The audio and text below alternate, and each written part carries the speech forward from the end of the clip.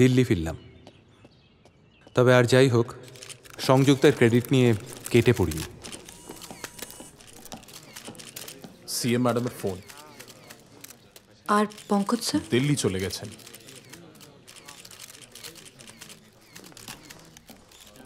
Yes ma'am. Congratulations Sanjukta. Thank you ma'am. ওই তো সেদিন প্রেস কনফারেন্সে বলল, অনারেবল প্রেসিডেন্ট গ্রামে ফেরার অনেক আগেই টেররিস্টরা বাংলায় রক্তবীজের মতো ছড়িয়ে পড়েছিল। বর্ধমানে ঘাটিগারা সহজ উপায় হিসেবে তারা বেছে নিয়েছিল সেই বাড়িটা, যেখানে ক্ষমতাবানেরা এখনও ক্ষমায় বিশ্বাসী।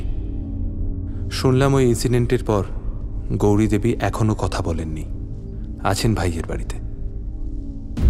নিন্তু এখন দিল্লিতে। জুভেনাইল জাস্টিস বোর্ড ওর কেসটা খতিয়ে দেখছে। এনকোয়ারি কিন্তু এখনও শেষ হয়নি। আবেদিনের কর্পূরের মতো উবে যাওয়া, মাক্তাবা থেকে মুনিরের ছবি পাওয়া, মালার ঠিক বছর 2 আগে গৌরী দেবীর বাড়িতে আসা, কে এনেছিল ওকে? মন বলছে তাড়াতাড়ি আবার বর্ধমানে ফিরতে হবে।